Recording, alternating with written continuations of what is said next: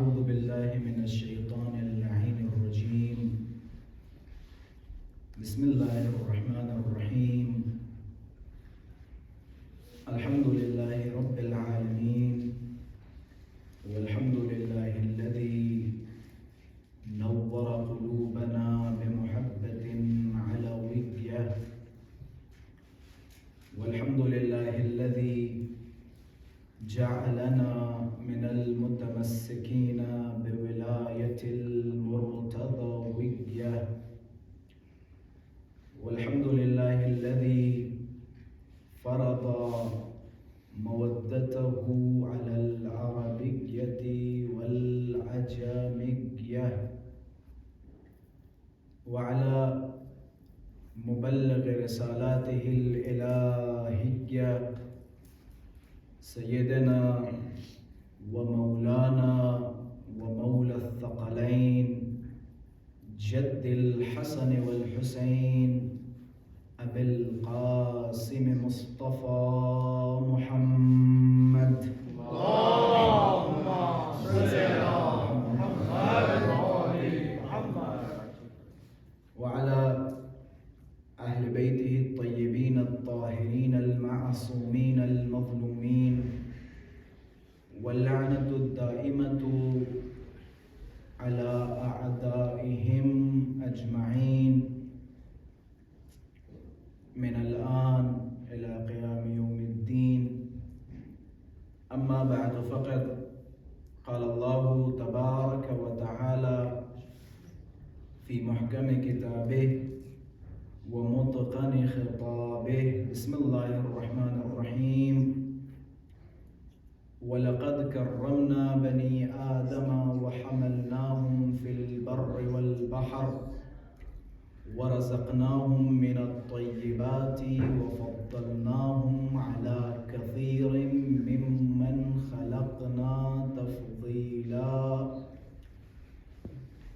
صدق الله العلي العظيم. اللهم عجل لوليك الفرج والعافية والنصر، واجعلنا من أعوانه وأنصاره.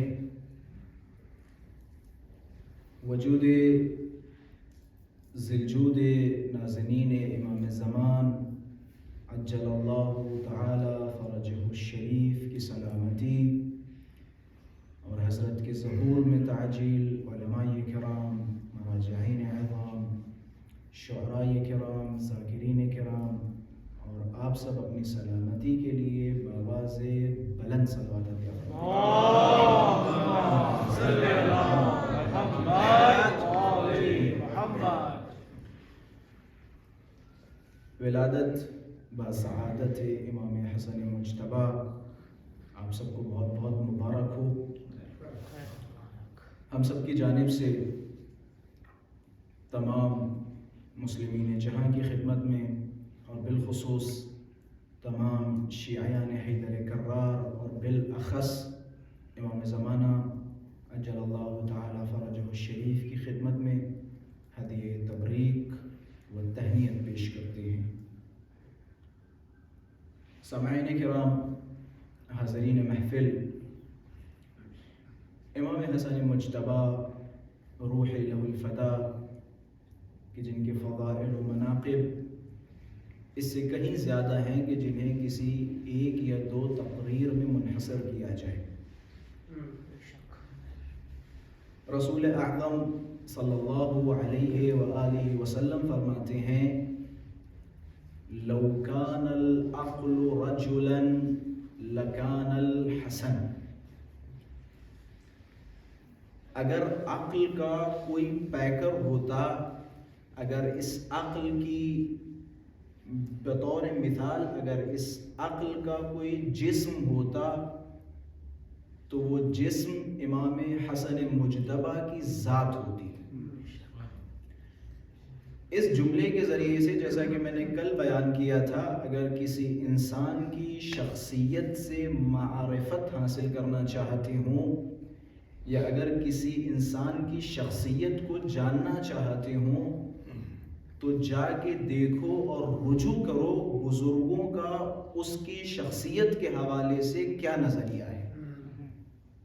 اب ظاہر سی بات ہے کائنات میں بعد خدا رسول اعظم سے بزرگ کوئی نہیں ہے، اور رسول اعظم سے زیادہ بافضیلت کوئی نہیں ہے۔ وما ينطق عن الهوى ان هو الا وحی یوحى، جو اپنی طرف سے کوئی کلام نہ کرتا ہو وہ یہ جملے فرمائے کہ اگر عقل کا کوئی جسم ہوتا تو وہ حسن مجتبیٰ کی ذات ہوتی۔ اس میں بڑے راز ہیں، بڑی حکمتیں ہیں، کیونکہ میں مقدمتاً صلح امام حسن علیہ السلام کے بعض زاویے آپ حضرات کی خدمت میں پیش کرنے کی کوشش کروں گا۔ امام حسن مجتبیٰ نے اس انسان کے ساتھ کہ جس انسان کے ساتھ امیر المؤمنین نے جنگ فرمائی، اور ایسی ویسی جنگ نہیں بلکہ ایک ایسی جنگ کہ جو کافی لمبے عرصے تک چلی اور بنا بر روایت 85,000 لوگ قتل ہوئے، جنگ صفین میری مراد ہے۔ ایک ایسا انسان کہ جس کے ساتھ امیر المؤمنین نے جنگ کی ہو اور انہی کے بیٹے امام حسن مجتبیٰ اس کے ساتھ صلح کر رہے ہوں۔ ایک صلوات پڑھیں محمد والے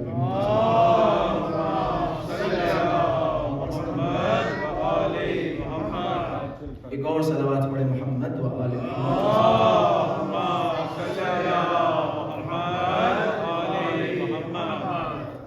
خلاصہ ایک ایسی ذات کہ جس کے ساتھ امیر المؤمنین نے جنگ کی ہو، لیکن امام حسن مجتبیٰ علیہ السلام نے اسی انسان کے ساتھ صلح کی ہو۔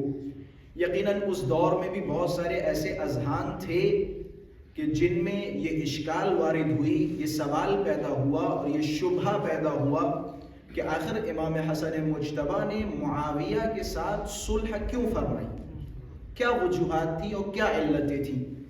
اس سے پہلے یہ جان لینا ضروری ہے کہ امام کا ہر کام، امام کا ہر قول، امام کا ہر فعل حکمت الہی کے تحت ہوتا ہے۔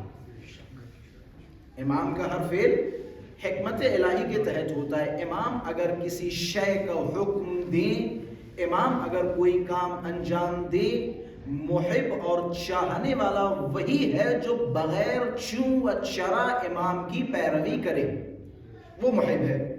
اب اگر امام حسن مجتبیٰ نے کسی کے ساتھ صلح کی تھی ظاہری طور پر، لوگوں کا فریضہ یہ تھا کہ امام کی مصلحت میں امام کے ساتھ ہوتے، نہ یہ کہ امام حسن مجتبیٰ پر اشکال کرتے۔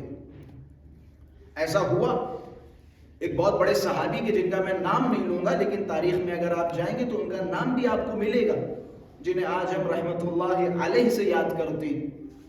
جب امام حسن مجتبیٰ نے صلح کی تو یہ صحابہ آئے امام حسن مجتبیٰ کے سامنے اور جسارت کرتے ہوئے اور اہانت کرتے ہوئے بدتمیزی کے ساتھ کہنے لگے، السلام علیک یا مضل المؤمنین، سلام ہو اس پر معاذ اللہ کہ جس نے مومنین کو ذلیل و رسوا کر دیا صلح کے ذریعے۔ یعنی یہ جو آپ نے معاویہ کے ساتھ صلح کی، یہ آپ کا قدم غلط قدم تھا، آپ کو نہیں کرنا چاہیے تھا معاویہ کے ساتھ صلح۔ ان کا نظریہ یہ تھا کہ بغیر کچھ سوچے سمجھے امام میدان جنگ میں کودے اور ہم سارے کے سارے شہید ہو جائیں۔ ان کا نظریہ یہ تھا، آپ کو صلح نہیں کرنی چاہیے تھی۔ لیکن کیوں نہ ہم اس صلح کو سمجھنے کی کوشش کریں۔ آخر امام حسن مجتبیٰ نے اگر اس آدمی کے جس آدمی کے ساتھ ان کے والد محترم نے جنگ کی ہو، اگر اس کے ساتھ امام نے صلح کی ہے تو یقیناً کچھ راز ہوں گے، کچھ اسرار ہوں گے کہ جس کی وجہ سے امام نے صلح کی۔ اب آتے امام کی زبان سے صلح کے راز کو سمجھیں، اسباب صلح کو سمجھیں۔ کیا ریزن تھا، کیا سبب تھا کہ امام نے معاویہ کے ساتھ صلح کی؟ بہت سارے اسباب تاریخ نے بیان کیے صلح امام حسن کے، میں جلدی 2-4 وہ سبب آپ حضرات کی خدمت میں عرض کرتا چلوں۔ پہلا سبب حکمت الہی یا مصلحت خداوندی، یا آپ یہ کہہ سکتے ہیں کہ امام حسن مجتبی تکلیف الہی پر معمور تھے، یعنی خداوند متعال کی طرف سے ایک تکلیف تھی جو امام حسن مجتبی کی گردن پہ تھی.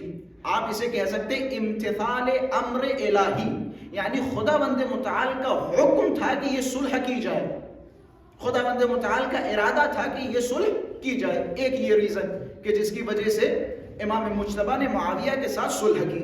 دوسری وجہ حفظ دین، کیونکہ اگر آپ اس دور کے حالات کو دیکھیں، بالخصوص یہود و نصارہ کا اسلام پہ جو حملہ ہے، اگر اس حملے کو بصیرت کی نگاہوں سے دیکھیں، اگر اس وقت کوئی جنگ واقع ہوتی تو اسلام کے لیے بہت بڑا خطرہ تھا، اسلام کے لیے بہت بڑا خطرہ تھا.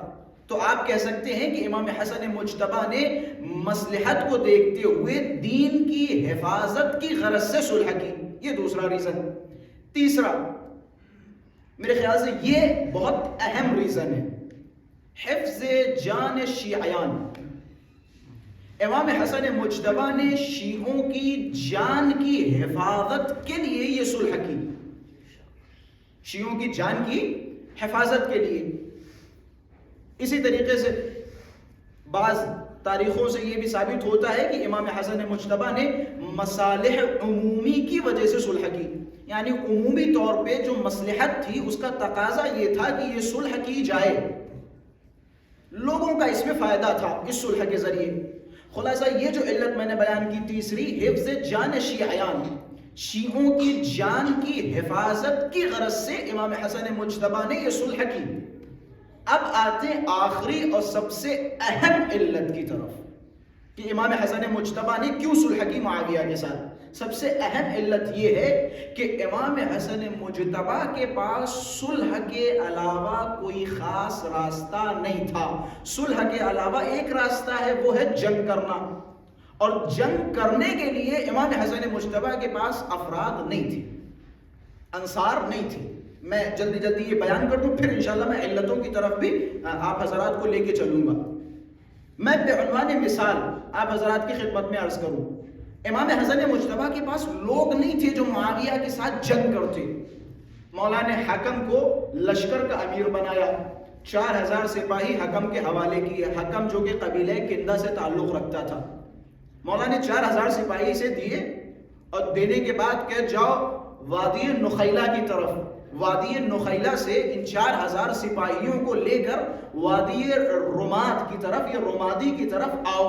جب رمادی پہ پہنچ جانا تو وہاں خیمہ لگانا، ہم بھی تمہارے پاس آ جائیں گے، پھر معاویہ کے لشکر سے جنگ کریں گے. مولا نے 4000 سپاہی حکم کے حوالے کیے جو کہ قبیلے بنی کندہ سے تعلق رکھتا تھا. اب جب حکم وادی رمادی یا وادی نخیلہ پہنچا، معاویہ کا خط آ گیا. معاویہ کے خط میں لکھا ہوا تھا، اے حکم ابھی بھی وقت ہے، ہماری طرف آ جاؤ، ہم تمہیں شامات میں کسی علاقے کا امیر بنا دیں گے. کہتے یہ آدمی کس کا تھا؟ حکم مولا کا. 4000 سپاہی کس کے تھے؟ مولا امام حسن کے. مولا نے فرمایا انتظار کرو، میں لشکر لے کے آ رہا ہوں، پھر معاویہ کے لشکر سے جنگ کروں گا. حکم کے پاس معاویہ کا خط آیا، ان صاحب نے معاویہ کی آواز پہ لبیک یا معاویہ لکھ کے بھیج دیا. یعنی 4000 جو مولا کے سپاہی تھے اور حکم جو مولا کی طرف سے امیر لشکر تھا، وہ معاویہ کے لشکر میں جا ملا. اب مجھے بتائیے، جہاں 4000 لوگ ایک وقت میں امام سے منحرف ہو کے معاویہ کی طرف چلے جائیں تو پھر مولا کن کے ساتھ معاویہ کے لشکر سے جنگ کریں گے؟ اسی طریقے سے جو بزرگان تھے، یعنی جو اس وقت عہدیدار آپ کہہ سکتے ہیں یا بڑے بڑے چہرے تھے، انہوں نے بھی آن چنان امام حسن مجتبی کی مدد نہیں کی. آپ تاریخ اٹھا کے دیکھیں، عبید اللہ ابن عباس کے بارے میں پڑھیں، جیسا کہ میں نے خطبہ جمعہ میں ایک اشارہ کیا تھا. عبید اللہ ابن عباس عبید اللہ کتنا بڑا نام ہے. تاریخ کے الفاظ ہیں کہ امام حسن مجتبی نے ان سے مدد مانگی، انہوں نے مدد سے انکار کیا، بشمول جناب مختار. انہوں نے امام حسن مجتبی کی مدد نہیں کی. اب ذرا مجھے بتائیں، ایسے حالات میں امام حسن مجتبی اگر قیام فرماتے یا اگر معاویہ کے لشکر سے جنگ کرتے تو نتیجہ کیا ہوتا؟ کیا نتیجہ وہی نہیں ہوتا جو سن 61 ہجری میں کربلا میں ہوا؟ یہ دونوں اماموں کی مصلحت الگ الگ ہے، دونوں اماموں کی مأموریت الگ الگ ہے۔ خداوند متعال نے فرمایا تم اس سے جنگ کرو، تم اس سے صلح کرو۔ میں انشاءاللہ اس صلح کے لفظ پہ بھی گفتگو کروں گا کہ آخر جو معاویہ اور حسن مجتبی علیہ السلام کے درمیان ایک معاہدہ ہوا، کیا اسے ہم صلح کہہ سکتے ہیں یا نہیں، اس پہ گفتگو کروں گا۔ کیا واقعاً یہ صلح تھی؟ صلح تھی؟ اچھا، یہ ہو گئے وہ اسباب کے جن اسباب کی وجہ سے امام حسن مجتبی نے صلح کی۔ اب آتے ہیں اس صلح کی شرائط کیا تھی، اور شرائط کو سمجھنے کے بعد پھر میں لفظ صلح پہ گفتگو کروں گا۔ امام حسن مجتبی اور معاویہ کے درمیان جب معاہدہ ہوا تو امام حسن مجتبی نے صلح کی کچھ شرائط رکھی۔ پہلی شرط، معاویہ خبردار، مسلمانوں کی حفاظت کرنا، مسلمانوں کو پریشان نہ کرنا، مسلمانوں کا قتل عام نہ کرنا، یہ پہلی شرط۔ دوسری شرط، معاویہ تم جو اس تخت پہ بیٹھ رہے ہو، تم جو اپنی اس بادشاہت کو چلا رہے ہو، میں تمہارے ساتھ اس شرط پہ ترک جنگ کر رہا ہوں کہ تم قرآن و سنت کے خلاف عمل نہ کرنا۔ یہ بڑی اہم شرط تھی امام حسن کی۔ آخر یہ شرط صلح میں کرنی پڑ رہی ہے، مطلب معاویہ امام حسن کی اس صلح سے پہلے جتنے بھی کارنامے انجام دے رہا تھا وہ سارے کے سارے قرآن و سنت کے خلاف تھے۔ امام نے شرط رکھی کہ مسلمانوں کو پریشان نہ کرنا۔ دوسری شرط، قرآن و سنت کے تحت عمل کرنا۔ اچھا، یہ جتنی بھی شروط ہیں میں کسی شیعہ کتب سے بیان نہیں کر رہا ہوں، یہ عامہ کی کتب سے میں ان تمام شروط کو آپ حضرات کے سامنے بیان کر رہا ہوں۔ پہلی صلح کی شرط کیا تھی؟ مسلمانوں کو پریشان نہ کرنا۔ دوسری صلح کی شرط، قرآن و سنت کے مطابق عمل کرنا، قرآن کے خلاف عمل نہ کرنا۔ تیسری صلح کی شرط، معاویہ یہ جو تمہارے زمانے میں کھلم کھلم ممبروں سے علی کو گالیاں دی جا رہی ہیں، ان گالیوں کو روک دینا۔ علی کے خلاف کھلم کھلا ممبروں سے برا بھلا نہ کہا جائے۔ چوتھی شرط، شیعوں کا قتل عام نہ کرنا، آل رسول کا احترام کرنا بشمول امام حسن، یعنی مجھے بھی پریشان نہ کرنا۔ پانچویں شرط، اپنے بعد یزید پلید کو اپنا خلیفہ نہ بنانا۔ بس میں آ گیا اپنے مقام پہ۔ 5 شرطیں صلح کی۔ پہلی شرط مسلمانوں کی حفاظت، دوسری شرط قرآن و سنت کے مطابق عمل کرنا، تیسری شرط علی کو کھلم کھلا ممبروں سے برا بھلا نہ کہنا، چوتھی شرط شیعوں کو مارنا نہیں، پریشان نہیں کرنا، پانچویں شرط اپنے بعد یزید کو خلیفہ نہ بنانا۔ یہ تھی شرط صلح۔ شرط صلح کا مطلب کیا ہے؟ میں یہ جتنی باتیں کر رہا ہوں کتب اہل سنت کے مطابق باتیں کر رہا ہوں۔ جب ہم کہتے ہیں شرائط صلح یا صلح کی شرط، یا میں مثال کے طور پہ اور واضح کرتا چلوں تاکہ بچوں کے لیے بھی واضح ہو جائے۔ مثال کے طور پہ میں نے کہا نماز کے لیے وضو کی شرط ہے، مطلب کیا؟ مطلب اگر آپ نے نماز کے لیے وضو انجام نہیں دی تو آپ کی نماز باطل ہے۔ اب امام حسن مجتبی نے صلح کی 5 یا 6 یا 7 شرطیں رکھی۔ اب دیکھنا یہ پڑے گا کہ کیا ان شرطوں پر عمل ہوا۔ اگر شرطوں پر عمل ہوا تو آپ کا یہ صلح، اور اگر شرطوں پہ عمل نہیں ہوا تو اسے صلح نہیں کہا جا سکتا۔ میرے جملے آپ حضرات تک پہنچ رہے ہیں؟ اگر شرطوں پر عمل ہوا تو صلح کہا جائے گا، لیکن اگر شرطوں پہ عمل نہیں ہوا تو اسے صلح نہیں کہا جائے گا۔ اب آتے ایک ایک شرط۔ پہلی شرط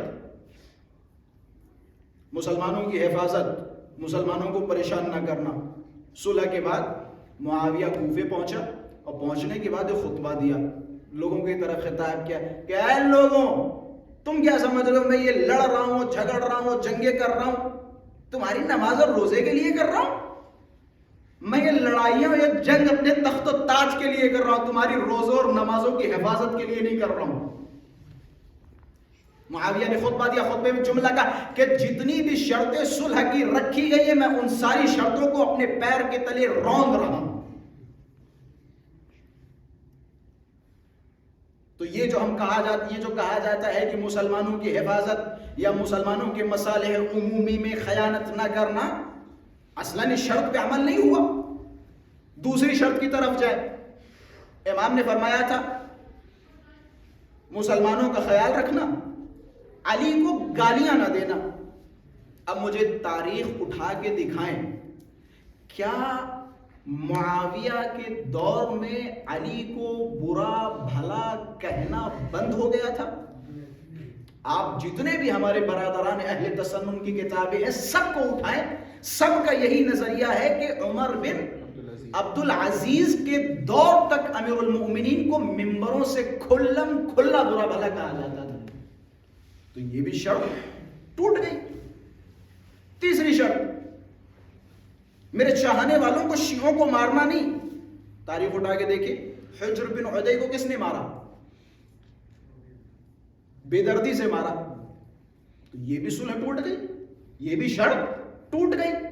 اور آگے جائیں، سب سے اہم شرط، اور اس پہ مولا نے بار بار تاکید کی، اور جتنی بھی کتب اہل تسنن ہیں کہ جنہوں نے صلح کے موضوع پر زبان کھولی انہوں نے اس بات کو بیان کیا، اس بات کو ذکر کیا، نقل کیا۔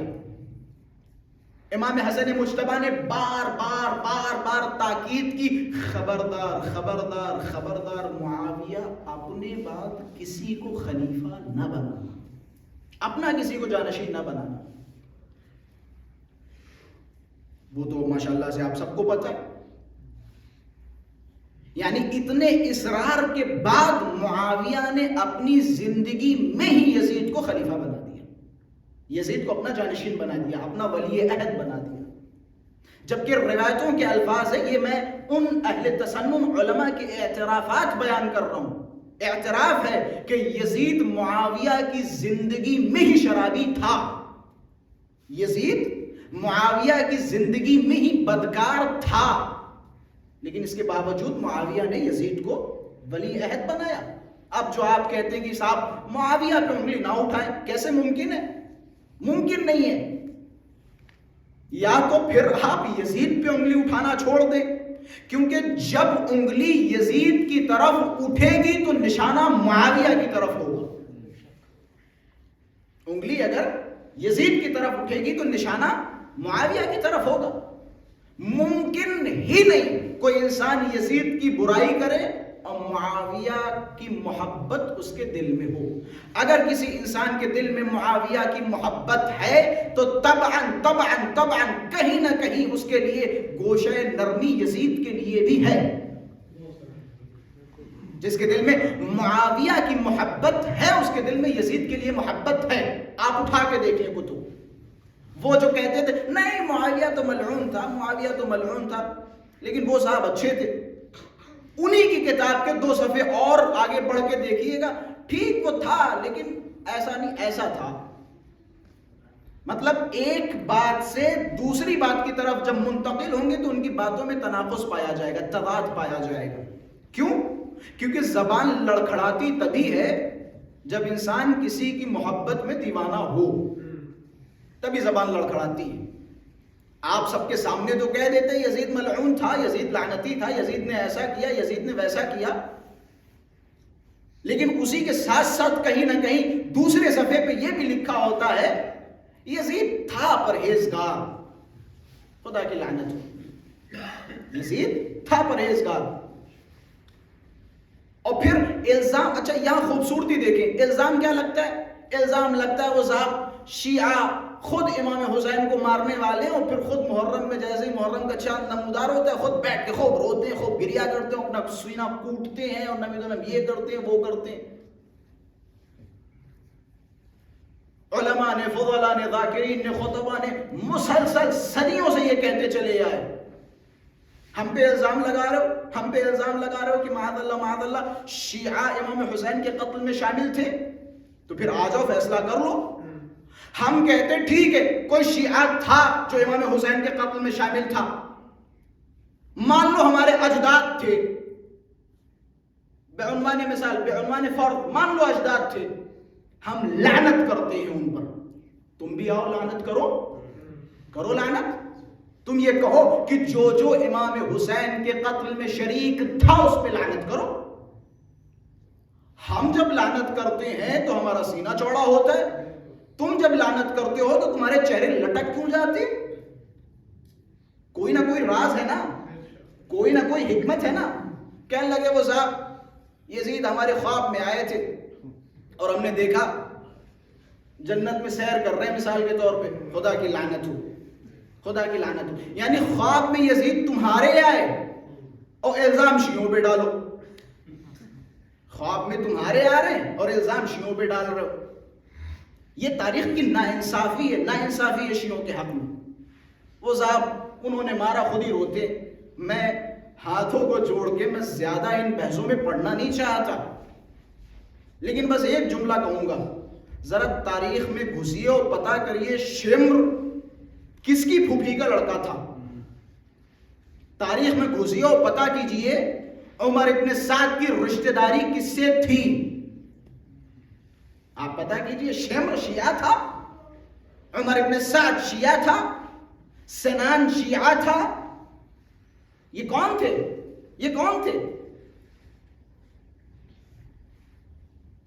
یہ ظلم ہے شیعوں کے حق میں۔ امام حسن مجتبی نے صلح کی، لیکن صلح کی کسی شرط پہ عمل نہیں کیا گیا۔ یزید کو خلیفہ بنایا جانا مطلب امام حسین کی وہ جو صلح نامہ تھا اس صلح نامے کی دھجیاں اڑانا، یزید کو خلیفہ بنانا۔ میں نے اسی میں ایک نکتے کی طرف اشارہ کیا تھا، اہل بیت علیہم السلام نے جہاں جہاں سکوت کیا، یہ جو امیر المؤمنین کے حوالے سے ہم پڑھتے ہیں اور ہمارے ذاکرین، ہمارے علماء اور ہمارے محققین ممبروں سے بیان کرتے ہیں کہ مولا نے 25 سال خاموشی اختیار کی اور ان کے یہاں جاتے رہے، ان سے ملتے رہے، ان سے مصافحہ کرتے رہے، ان کے ساتھ نمازیں پڑھتے رہے، علی جمعے بھی پڑھتے رہے اور ان کے مسائل بھی حل کرتے رہے۔ بھائی اگر آپ محقق ہیں تو تھوڑا سا تو تحقیق کا خیال رکھیں، آپ کس طرح کی تحقیق پیش کر رہے ہیں؟ مولا امیر کے جملات دیکھیں، مولا امیر فرماتے لو وجدت 40 ذوی عزم لناهضت القوم، اگر میرے پاس صرف و صرف 40 جوان مرد ہوتے تو میں ان سے لڑتا، قیام کرتا اور اپنا حق چھینتا۔ نہج البلاغہ پہ تو عقیدہ ہے، خطبہ شقشقیہ کی سند کے تو قائل ہو، صبرت وفی العین قضا وفی الحلق شجا، یہ جو دیکھ رہے ہو مسند خلافت پہ کوئی اور بیٹھا ہے، یہ نہ سوچو کہ علی نے ایسے ہی صبر کر لیا اور مسند خلافت کو چھوڑ دیا کہ نہیں، میں نے صبر کیا، اس حال میں صبر کیا کہ جیسے میری آنکھ میں کانٹا چبھا ہو اور حلق میں ہڈی پھنسی ہو، اس حال میں نے صبر کیا۔ یعنی مولا بتانا چاہ رہے اگر کسی انسان کی آنکھ میں کانٹا چبھ جائے اس کا حال کیا ہوتا ہے، کہ یہ میرا حال ہے جب میں ان لوگوں کو مسند خلافت پہ دیکھتا ہوں۔ مولا فرما رہے، مولا کے جملے کہ میں نے صبر کیا اس حال میں، یہی وجہ ہے۔ سب کا صبر صبر کہلاتا ہے، آپ صبر کریں، آپ کے صبر کو ہم صبر کہیں گے، فلاں صاحب صبر کریں، فلاں صاحب کے صبر کو صبر کہا جائے گا، لیکن اگر علی صبر کریں تو علی کے صبر کو صبر نہیں کہا جائے گا۔ ابن ابی الحدید معتزلی کی وہ عبارت کہ جس میں ابن ابی الحدید معتزلی کہتے ہیں وَكَادَ حِلْمُهُ أَن يَكُونَ مُعْجِزَةً، تمہارا صبر صبر ہوتا ہے لیکن علی کا اتنی طاقت و شجاعت و ہمت کے باوجود صبر کرنا صبر نہیں بلکہ معجزہ کہلاتا ہے۔ علی جیسی شخصیت اگر صبر کر رہی ہے تو اس کا صبر نہیں، اس کا معجزہ ہے۔ امام حسن مجتبی صلح کے لیے امام لوگوں کی تلاش میں لوگ امام حسن کے پاس آ رہے ہیں اور آنے کے بعد پھر جا رہے ہیں، اور یہی وجہ تاریخ میں سب سے غریب اگر کسی امام کو کہا گیا تو وہ امام حسن مجتبیٰ ہے. کیوں؟ کیونکہ امام حسن مجتبیٰ عوام کے درمیان بھی غریب ہیں، مسجد میں بھی غریب ہیں، بازاروں میں بھی غریب ہیں، اپنے گھر میں بھی غریب ہیں. اپنے گھر میں بھی غریب ہیں. میری باتوں کو سمجھ رہے ہیں؟ امام حسن مجتبیٰ وہ شخصیت ہے کہ جن کی زوجہ ان کے قتل میں شامل ہے. یہ امام حسن مجتبیٰ کی غربت ہے. اہل بیت اطہار کی جتنے بھی صحابہ کرام ہیں، اہل بیت اطہار کے جتنے بھی شخصیات ہیں، آپ سب کے بارے میں اٹھا کے دیکھیے، سب کی بس ایک ہی مشکل ہے، ساتھ دینے والے نہیں ہیں. آج زبانی دعوے اتنے آسان ہو گیا، ہم فلاں صاحب آئے اور یہ کرتے ہیں وہ کرتے ہیں، ہم تو یہ ہیں، ہم تو وہ ہیں، ہم تو مولا کے چاہنے والے، ہم تو عاشق ہیں، ہم تو ویسے ہم ایسے. ان الذين قالوا ربنا الله ثم استقاموا تتنزل عليهم الملائكة أن لا تخافوا ولا تحزنوا وأبشروا بالجنة التي كنتم توعدون. صرف یہ کہنا کافی نہیں ہے کہ اللہ ہمارا رب ہے. اللہ کو رب ماننے کے بعد استقامت کا مظاہرہ کرنا ضروری ہے. یعنی جو آپ کا عقیدہ ہے اس عقیدے پر اڑے رہو. اگر تم اس عقیدے پہ اڑے رہو گے تو کیا ہوگا؟ تتنزل علیہم الملائکہ، اللہ ملائکہ کو نازل کرے گا اور ملائکہ تم سے کہیں گے لا تخافوا ولا تحزنوا، ڈرو نہیں، گھبراؤ نہیں. ملائکہ تمہیں جنتوں کی بشارت دے گی، تم کیوں گھبرا رہے ہو؟ اور یہی وجہ ہے وہ 8 لوگ جو جناب حجر ابن عدی کے ساتھ جب کہا گیا علی کے فضائل نہ بیان کرو، حجر ابن عدی نے کہا کیا کرو گے؟ مارو گے؟ مارو، فضائل تو علی کے بیان ہوں گے، مارو. کہ مار دیا جائے کہ مار دو. تلوار تیز کی گئی، 8 لوگوں کو کھڑا کیا گیا، پورا کوفہ ہٹ گیا، پورا کوفہ ہٹ گیا ڈر میں گھبرا کے. لیکن یہ 8 لوگوں نے کہا ہم نہیں ہٹنے والے. اور یہی وہ 8 لوگ ہیں کہ جن کے بارے میں خدا فرماتا صرف کہنا کافی نہیں ہے، استقامت کا مظاہرہ ضروری ہے. کیا سارے میسم بن گئے؟ علی کے محب تھے لیکن میسم ایک ہی تھی. یہ 8 لوگ کھڑے ہوئے، تلوار نکالی، ایک ایک کی گردن اڑائی گئی. جب حجر ابن عدی کی باری آئی کہ مجھے مار رہے ہو؟ کہ ہاں. کہ میری ایک شرط ہے. کہ کیسی شرط؟ کہ میرے بیٹے کو میرے سامنے مارو پھر مجھے مارو.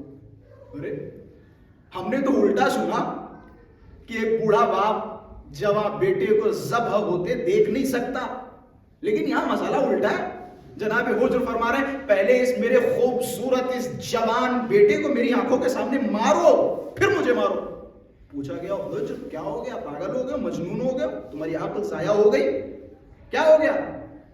کہ میں اپنے اس جوان بیٹے کو، اس خوبرو بیٹے کو اپنی آنکھوں کے سامنے مرتا ہوا دیکھنا چاہ رہا ہوں تاکہ مجھے یقین ہو جائے کہ میرا بیٹا علی کے راستے پہ شہید ہوا، تاکہ مجھے یقین ہو جائے. ایسا نہ ہو کہ جب تم مجھے قتل کرو اور میرے قتل کے بعد یہ میرا بیٹا میرے خون کو دیکھ کے گھبرا جائے اور علی کے راستے کو چھوڑ کے معاویہ کے راستے پہ چلا جائے. کہ پہلے میرے بیٹے کو مارو تاکہ حجر کو یقین ہو جائے، ساقی کوثر کے سامنے کھڑا ہو کے یہ حجر کہہ سکے اے میرے مولا میں تو آیا ہی آیا، میرے ساتھ میرا بیٹا بھی آیا ہے، پہلے اسے مارو. امام رضا کے پاس آئے، کہنے لگے مولا آپ قیام فرمائیے، ہم آپ کے ساتھ ہیں. مولا نے کہا اچھا ادخلوا فی هذا التنور یا ابا الحسن اتريد ان تحرقني في النار. مولا نے فرمایا جاؤ تندور میں داخل ہو جاؤ. مولا کیا آپ ہمیں جلانا چاہتے ہیں؟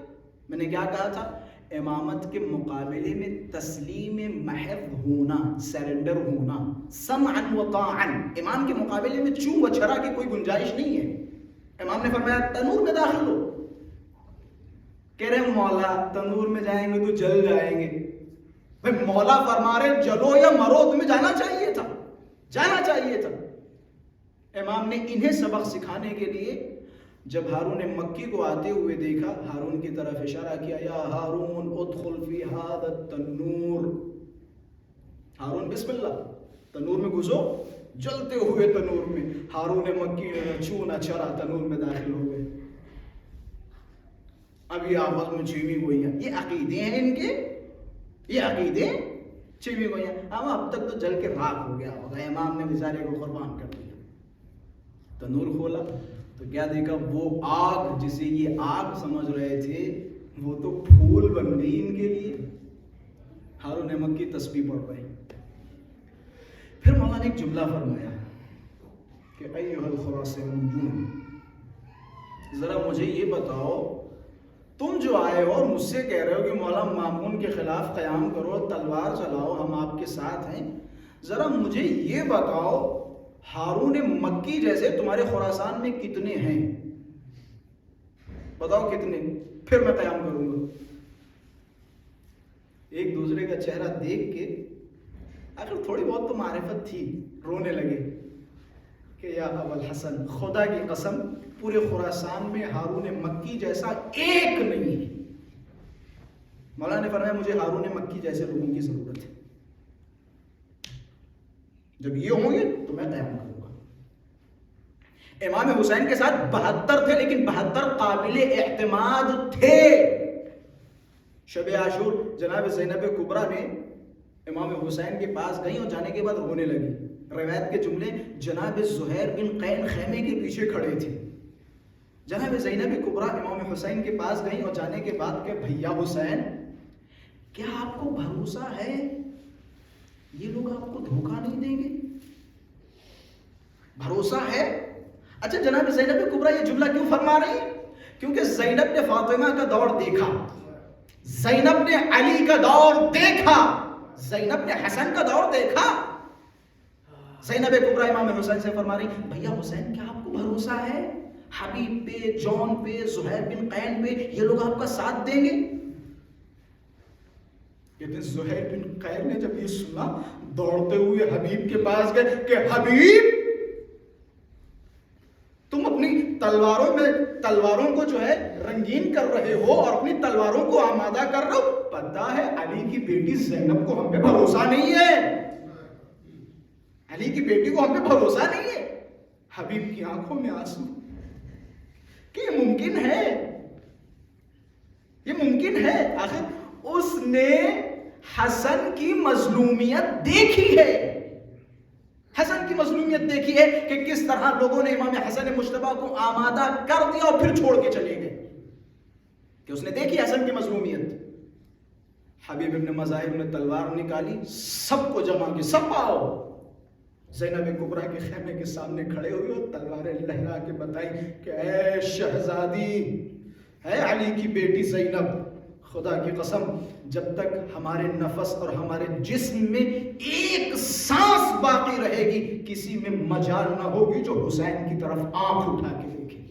بھروسہ کیجئے ہم پہ, ہم ویسے نہیں ہیں جیسے رسول کو ملے, ہم ویسے نہیں ہیں جیسے حسن مجتبیٰ کو ملے, ہم ویسے نہیں ہیں جیسے علی کو ملے, ہم حسین کے صحابی ہیں. اور یہی وجہ ہے کہ امام حسین نے یہ جملہ روز عاشورہ فرمایا تھا, جیسے اصحاب مجھے ملے ویسے نہ میرے نانا رسول کو ملے, نہ میرے بابا علی کو ملے, اور نہ میرے بھائی حسن کو ملے. اہل بیت اطہار کو مخلصین کی ضرورت ہے, تعداد کی ضرورت نہیں ہے. آپ کہہ دیں صاحب وہ دنیا میں شیعوں کی 10 کروڑ پاپولیشن ہے, 50 کروڑ پاپولیشن, تعداد سے کوئی فرق نہیں پڑتا. مخلصین کی ضرورت ہے اہل بیت اطہار کو. اسی طریقے سے امام زمانہ کو مخلص کی ضرورت ہے. ہم سے زیادہ تو معرفت اس اعرابی کی ہے امام حسن کے حوالے سے. ہم بعض اوقات یہ جو آ کے انگلیاں اٹھا رہے ہیں امام حسن مجتبیٰ پر اور کہہ رہے ہیں کہ بھائی صاحب آپ نے صلح کیوں فرمائی, ہم سے تو اچھا وہ اعرابی ہے جو میدان عرفات میں امام حسن مجتبیٰ کو ڈھونڈتے ہوئے قصیدے پڑھ رہا تھا.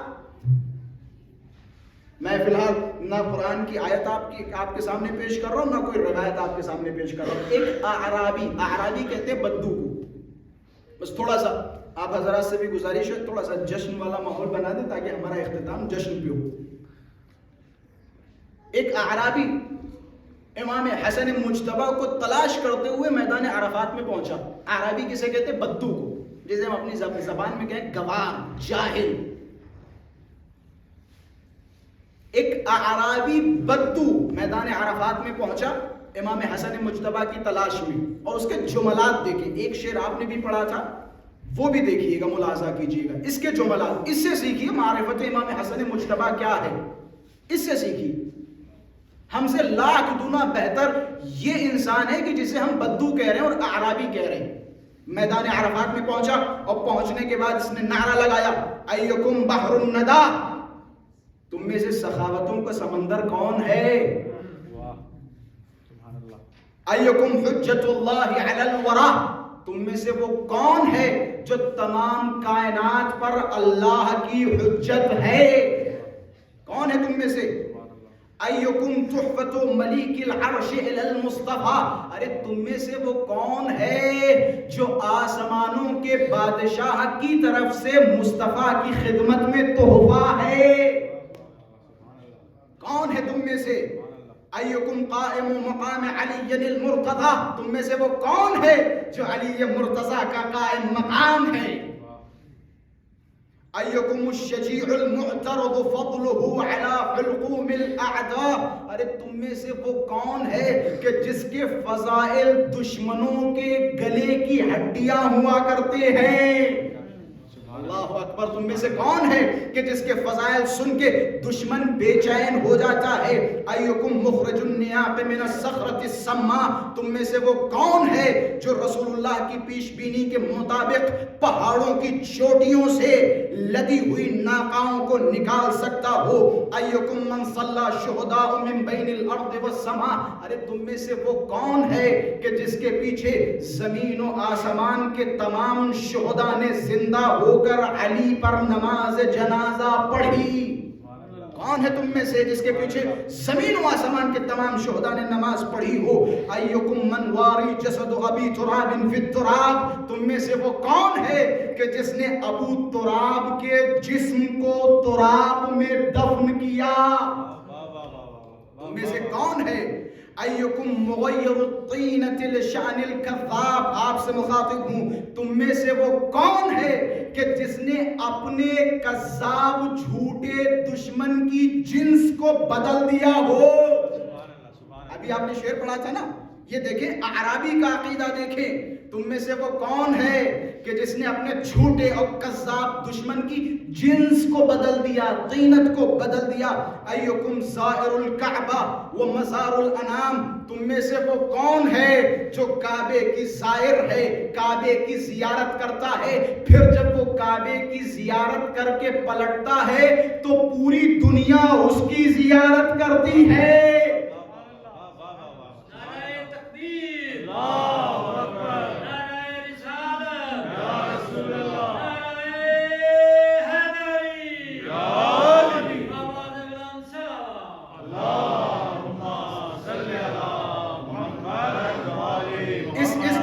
سمجھنے کے لیے مولا ابوالفضل عباس کے خطبے کی طرف جانا پڑے گا. میرے پاس وقت نہیں میں جو ان تمام جملات کی تفصیل بیان کروں.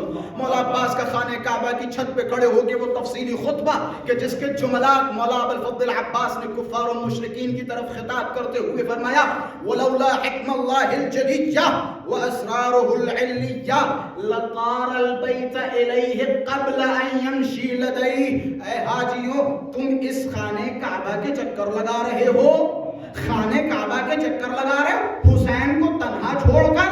خدا کی قسم اگر حکمت الہی نہ ہوتی تو وہ خانہ کعبہ کہ جس کے اطراف تم چکر لگا رہے ہو وہ خانہ کعبہ اپنی زمین سے اٹھتا اور حسین ابن علی کا طواف کرتا.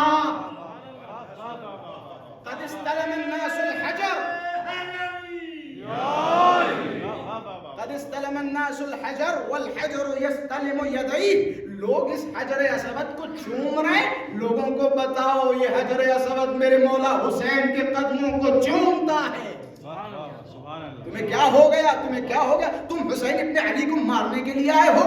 ایکم زائر الکعبہ و مزار الانعام، تم میں سے وہ کون ہے جو کعبے کا زائر ہے اور پھر جب وہ کعبے کی زیارت کرتا ہے تو پوری دنیا اس کا طواف کرتی ہے. ایکم الامام ابن الامام، کون ہے جو خود بھی امام ہے اور امام کا بیٹا ہے؟ ایکم موجہ القبلۃ والحرم، تم میں سے وہ کون ہے جو قبلہ اور حرم کے پاس جمگٹا لگانے والوں کے ذریعے سے، تم میں سے وہ کون ہے کہ جس کی وجہ سے قبلہ اور بیت الحرم کے چاروں طرف جمگھٹا لگتا ہے؟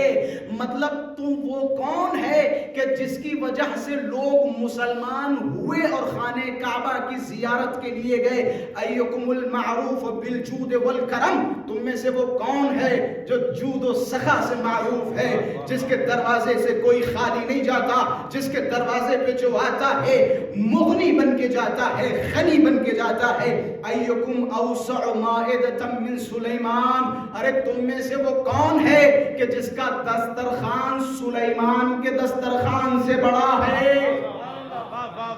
تم میں سے وہ کون ہے؟ یہ اعرابی کے جملے ہیں، کسی نبی کے جملے نہیں ہیں، کسی امام کے جملے نہیں ہیں، قرآن کی آیتیں نہیں ہیں۔ ایکم لؤلؤۃ الرحمن، ارے اللہ کا وہ لؤلؤ مرجان تم میں سے کون ہے؟ ارے وہ کون ہے کہ جس کے بارے میں خداوند متعال قرآن مجید میں لؤلؤ سے تشبیہ دے رہا ہے، مرجان سے تشبیہ دے رہا ہے؟ ایکم موجۃ کوثر ولجۃ سلسبیل، ارے تم میں سے وہ کون ہے جو اسی دنیا میں موج کوثر کا ذائقہ چکھا سکے؟ تم میں سے وہ کون ہے؟ ایکم من کان حارث باب بیتہ جبرائیل، ارے تم میں سے وہ کون ہے جس کے باپ کے دروازے کا خادم اور نوکر جبرائیل ہو؟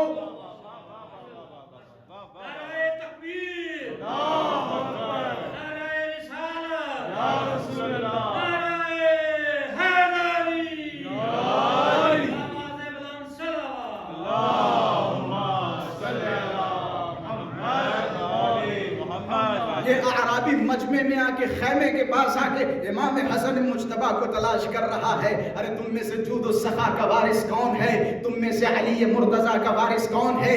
تم میں سے تحفہ الہی الی المصطفیٰ کون ہے؟ تم میں سے وہ کون ہے جس کا چکر پوری دنیا لگاتی ہے؟ اب یہ بار بار سوال کر رہا ہے۔ مولا تشریف فرما ہے، لوگ بیٹھے ہوئے ہیں لیکن کسی نے اشارہ نہیں کیا۔ یہ بتانا چاہتے ہیں کہ جب تک فضائل اہل بیت بیان ہوتے رہے تب تک سنتے رہو، کچھ بولنے کی ضرورت نہیں ہے۔ جب تک ہو سکے فضائل اہل بیت سنتے رہو۔ تم میں سے وہ کون ہے؟ ایکم من کان حارث باب بیتہ جبرائیل، تم میں سے وہ کون ہے جس کے باپ کے دروازے کا نوکر و حارث جبرائیل ہو؟ ایکم ولی الزمن مولائی و مولا الدارین الامام الحسن، تم میں سے وہ کون ہے جو اس پورے زمانے کا مولا ہے، جو ہمارا بھی مولا ہے، تمہارا بھی مولا ہے، اس دارین کا مولا؟ تم میں سے حسن مجتبیٰ کون ہے؟ تم میں سے حسن مجتبیٰ کون ہے؟ یہ اعرابی کے جملات ہیں۔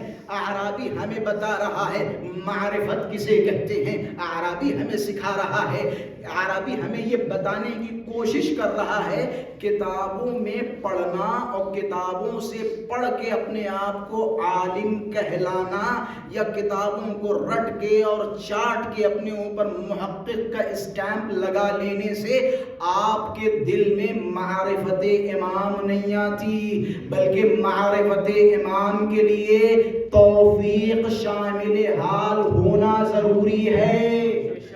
اور یہی وجہ ہے جو مولا نے فرمایا من مات ولم يعرف امام زمانہ مات میتۃ جاہلیہ، جو مر جائے اپنے زمانے کے امام کو نہ پہچانے اس کی موت جاہلیت کی موت ہے۔ مطلب وہ عالم دین ہو، مجتہد ہو، علامہ ہو، نبینا حجت الاسلام ہو، ذاکر ہو، خطیب ہو، محقق ہو، محدث ہو، سائنٹسٹ ہو، ڈاکٹر ہو، کچھ بھی ہو، لیکن اگر اس کے دل میں معرفت امام نہیں، وہ عالم نہیں بلکہ جاہل ہوتا ہے۔ اور اگر کسی انسان کے دل میں امام کی شناخت ہو، امام کی پہچان ہو، امام کی معرفت ہو، اگرچہ اسے الف با یا ABCD بھی لکھنا نہ آتا ہو، تب بھی وہ عالم درگاہ اہل بیت ہوا کرتا ہے۔ سبحان اللہ سبحان اللہ. اب اس اعرابی کو کیا کسی میں مجال جو اس اعرابی کو جاہل کہہ سکے یا بدو کہہ سکے؟ یہ تو کتابوں کے لکھے ہوئے الفاظ تھے جس میں اعرابی کہا گیا، وگرنہ کسی ایک جملے سے اعرابی نظر نہیں آتا. جملات کی طرف دیکھو تو ایسا لگتا ہے کہ خداوند متعال نے بے شکل عالم کسی کو بھیجا ہے. تو اہل بیت علیہم السلام کی معرفت کے لیے اگر کسی شے کی شرط ہے تو وہ ہے آپ کا اخلاص. بس میں خداوند متعال کی بارگاہ میں اس بہترین اور خوشگوار موقع پر جو یقیناً پیاس کی شدت کو اوپر بھی بڑھا رہا ہے، اور میں نے کل بھی بیان کیا تھا کہ آپ سے زیادہ فی الحال میں تکلیف میں ہوں، اور میرے پسینہ بھی دیکھیے اور پیٹ کا بھی حال دیکھیے، پیاس کا بھی حال دیکھیے. لیکن حقیقت بتاؤں، شاید مجھے پورا دن بھوک و پیاس لگ رہی ہو، لیکن یہاں آنے کے بعد اگر ابھی آپ کہہ دیں مجھے 3-4 گھنٹے تو میں پانی کا سوال نہیں کروں گا. یقین یہ میں اپنے فضائل میں نہیں بیان کر رہا ہوں، مطلب یہ مولا اہل بیت علیہم السلام کے فضائل سننے کا اور بیان کرنے کا ایک معجزہ ہے کہ آپ کتنی بھی بھوک و پیاس کی شدت میں ہوں، جب نام حسین نام حسن مجتبیٰ ہماری زبانوں پہ آتا ہے تو ساری چیزیں محو ہو جاتی ہیں. اور یقیناً فی الحال جس گھڑی میں اور جن ساعات میں ہم بسر کر رہے ہیں یہ خداوند متعال کی پسندیدہ ساعات ہیں. روایتوں کے الفاظ ہیں کہ اگر ان لمحات یعنی مغرب سے پہلے کا جو لمحہ ہوتا ہے، ان لمحات اگر خداوند متعال کی بارگاہ میں کوئی روتی ہوئی آنکھوں کے ساتھ ہاتھوں کو بلند کرے اور کوہ ابو قبیس کتنا بھاری سونے کے پہاڑ کا سوال کرے تو خدا اسے سونے کا پہاڑ دے دے. یہ اس وقت کی برکت ہے، اس وقت کی برکت ہے. ہم سب کا فریضہ ہے کہ اس وقت کو ہم امام حسین کی یاد اور امام زمانہ کی دعا میں گزاریں. میں یہ بات بہت دنوں سے کہنے والا تھا لیکن موقعیت ہی فراہم نہیں ہو پاتی، ذمہ داریاں اتنی زیادہ ہیں، مسائل کی بھی ذمہ داری، فلاں چیز بھی بیان ہونی چاہیے، فلاں چیز بھی بیان ہونی چاہیے، کہ جس کی وجہ سے یہ جو آخر کے 5-10 منٹ امام حسین کا ذکر ہونا چاہیے ہم اس سے محروم ہیں. یہ ایک ایسی گھڑی ہے کہ جس میں آپ پر پیاس کی شدت غالب آتی ہے. جب آپ پر پیاس کی شدت غالب آ جائے تو روز عاشورہ امام حسین کے اس جملے کو یاد کر کے اپنی آنکھوں سے 2 آنسو ضرور بہائیں. امام حسین کا وہ جملہ، اے کاش اے میرے شیعو کاش تم کربلا میں ہوتے تو تم دیکھتے کہ کس طرح سے میں اپنے بیٹے علی اصغر کے لیے پانی کا سوال کر رہا ہوں. میرا بیٹا علی اصغر پیاس کی شدت سے میرے ہاتھوں پہ تڑپ رہا ہے. لعین پانی کے بجائے آواز لگا رہے ہیں این این حرملا اقطع کلام الحسین. لوگوں نے پانی کے بدلے حسین کے اس 6 ماہ بچے کے گلے پہ تیر مارا. اب جب اس بچے کے گلے پہ تیر لگا کہ بچہ حسین کے ہاتھوں پہ منقلب ہوا، حسین اس بچے کو لے کے خیمے کے دروازے پہ پہنچے. روایت کے الفاظ ہیں کبھی آگے بڑھتے ہیں کبھی پیچھے آتے ہیں اور انا للہ و انا الیہ راجعون اپنی زبان میں دہراتے ہیں. امام سے جب کسی نے پوچھا کہ مولا یہ کیفیت کیوں، امام نے بس ایک جملہ فرمایا کہ مجھے نہیں پتا میں کس طرح سے اس بچے کو سیدانیوں کی خدمت میں پیش کروں، جبکہ اس بچے کو جب میں خیمے سے لے کے آیا تھا تو پانی پلانے کی غرض سے لایا تھا. پروردگارہ بصدقہ یہ باب الحوائج عبداللہ الرضی علی الاصغر امام زمانہ عجل اللہ تعالی فرجہ الشریف کے ظہور میں تعجیل فرما. پروردگارہ ہمارے اس جشن کی خدمت اور جشن میں خدمتوں کی وجہ سے اور جو کچھ بھی ہم نے شرکت کی ہے ان تمام چیزوں کے صدقے میں امام زمانہ عجل اللہ تعالی فرجہ الشریف کے ظہور میں تعجیل فرما. پروردگارہ ہم سب کے اندر معرفت امام زمان پیدا فرما. پروردگارہ جو بھی پریشان حال ان کی پریشانیوں کو دور فرما. پروردگارہ جو بے اولاد ہوں بے صدقہ امام حسن مجتبیٰ صاحب اولاد فرما. پروردگارہ ہماری ان آنکھوں سے نکلے ہوئے اس ایک قطرے آنسو کو رومال سیدہ میں جگہ عطا فرما. پروردگارہ اس ایک آنسو کو ہماری بخشش کا ذریعہ فرما. اللہم عجل لولیک الفرج والعافیة والنصر واجعلنا من أعوانه وأنصاره.